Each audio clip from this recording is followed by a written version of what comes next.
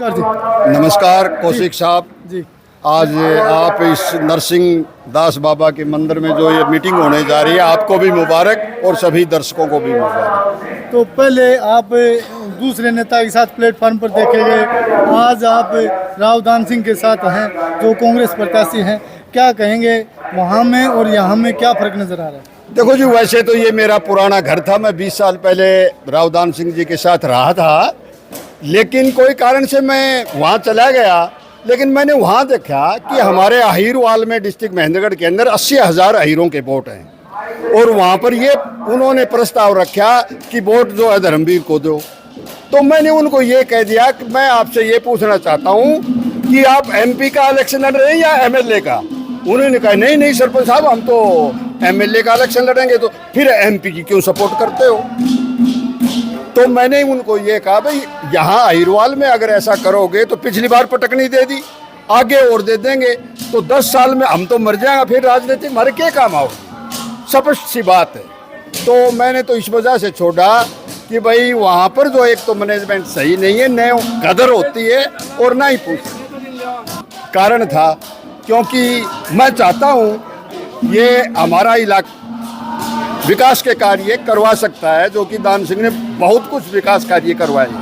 तो जैसे अहीरवाल है और अहीर कई नेता हैं, तो जब कम्युनिटी की बात आती है, पूर्व संदीप एसडीएम जाट नेता है, जाट कम्युनिटी से आते हैं, तो क्या कोई वोट फैक्ट्री बट के कोई उनको फ़ायदा मिलेगा या किसको फ़ायदा? जनाब ऐसा है, मैं मेरी सोच बता सकता हूँ कि अब की बार मैं राजपूत जाति से संबंध रखता हूँ, लेकिन जैसे ही एक कद्दावर नेता की टिकट कटी, चलो वो तो उनका पार्टी का मैटर है, हम नहीं कह सकते, लेकिन उनके वर्करों में इतना रोष है कि भाई कैसे हम कामयाब हों। तो मेरी राजपूत कम्युनिटी आज की तारीख में 70% राव दान सिंह को ज्वाइन कर चुकी है, जो कि मैं शीर्षदेवार अगर पूछो तो मैं उनके नाम भी बता सकता हूँ।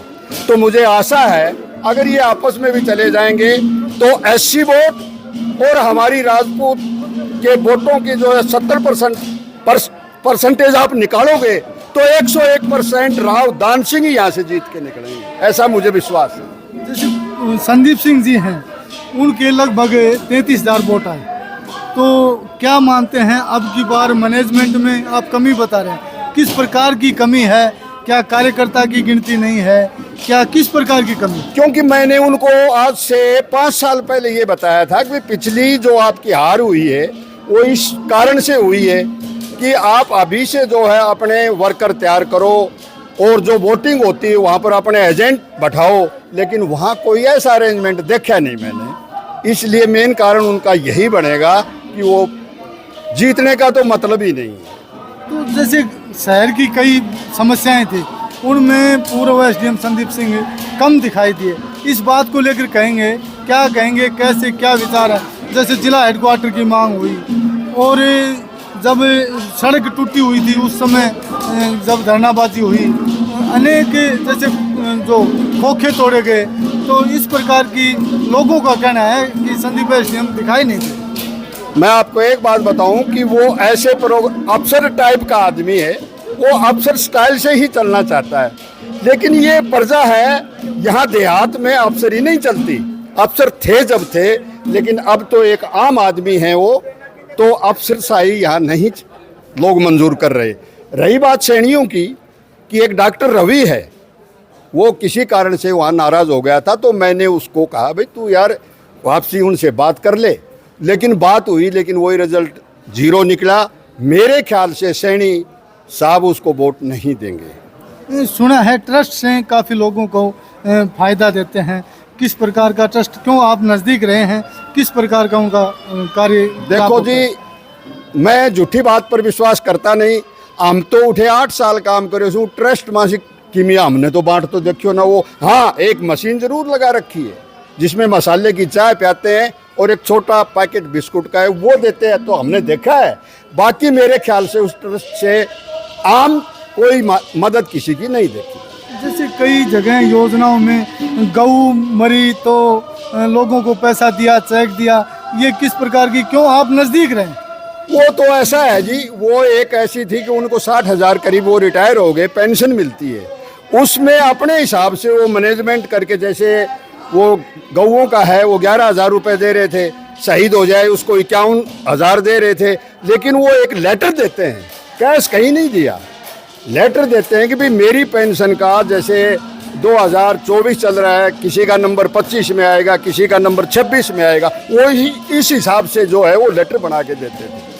तो आपने क्या मानना है, पहले वाली जो उम्मीदवार हैं उनमें और नए उम्मीदवार राव दान सिंह है, किस प्रकार का फर्क आपने आकलन किया? मैं तो मेरे हिसाब से तो राव दान सिंह और जो कैंडिडेट और हैं, रात दिन का फर्क। राव दान सिंह सुलझा हुआ आदमी है और सूझबूझ से काम करता है। मैं तो राव दान सिंह को बहुत अच्छा एक महेंद्रगढ़ के लिए लीडर समझता हूँ। जैसे अपना महेंद्रगढ़ बोलते हैं पूर्व संदीप एसडीएम सिंह, तो अपना महेंद्रगढ़ के प्रति उनका किस प्रकार को आपको लगाव दिखाई दिया? ये साफ आम जनता को ये पता है कि बोलने से, झूठे वादे करने से, एक आदमी तो पहले और भी ज्यादा झूठ बोलता था, पाली को पिलानी बना दूंगा और महेंद्रगढ़ को भिवानी बना दूंगा, हमने तो देखा नहीं, लेकिन ये उससे भी ज्यादा झूठ बोलता है, 4 धाम लेके आऊंगा, कुंभलगढ़ का किला लाऊंगा, फलाना बढ़ाऊंगा, हर गांव में फैक्ट्री खोलूंगा, तो ये तो असंभव बात है जी, ये सिरे चढ़ने वाली बात नहीं है। तो आप क्या मानते हैं कि वहाँ झूठ है? बस यही बात है, मतलब कहने का है, या तो आदमी बोले ना, और बोले तो फिर उस पर खरा उतरे, लेकिन इतनी बम्पर ऊंचे लेवल की जो घोषणा होती है ना, वो पूरी नहीं हो। बहुत बहुत धन्यवाद, आपने जो है मुझे टाइम दिया, थैंक यू वेरी मच।